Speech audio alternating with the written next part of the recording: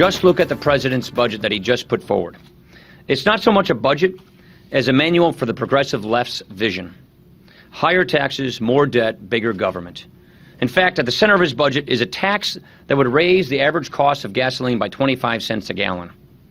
The president wants, the president expects, he demands that American families pay for his climate policies. The problem isn't politics. The problem is the president's ideas.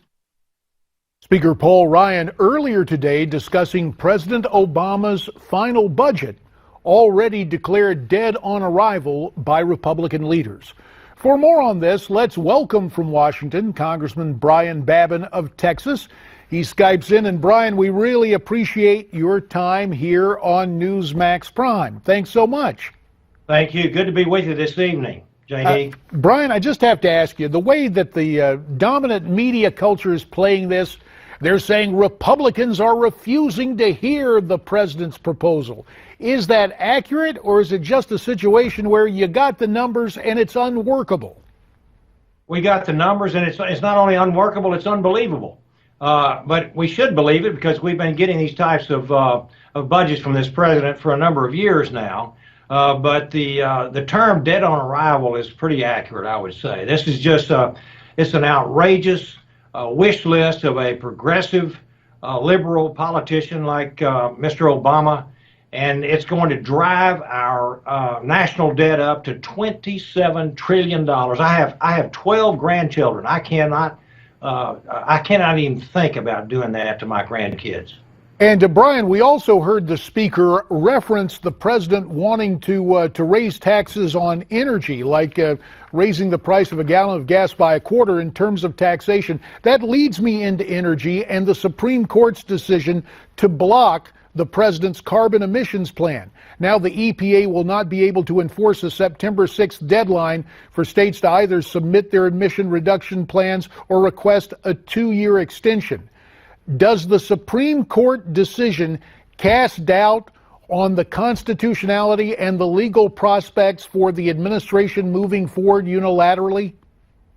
I think it does. You know, we don't have 100% assurance of that, but this is indeed some great news, especially for an oil-producing state like Texas. If he's going to levy a $10 plus tax on every barrel of oil and drive up the price of gasoline by 25 cents a gallon, this is just another example of this guy who doesn't have a clue about what drives the economy and free market forces.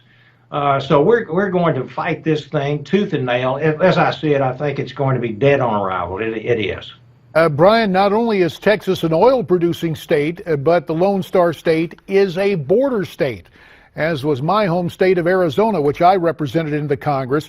And now California seems to be making matters worse. Jerry Brown, once again governor out there, signed legislation that essentially allows illegals to get driver's licenses.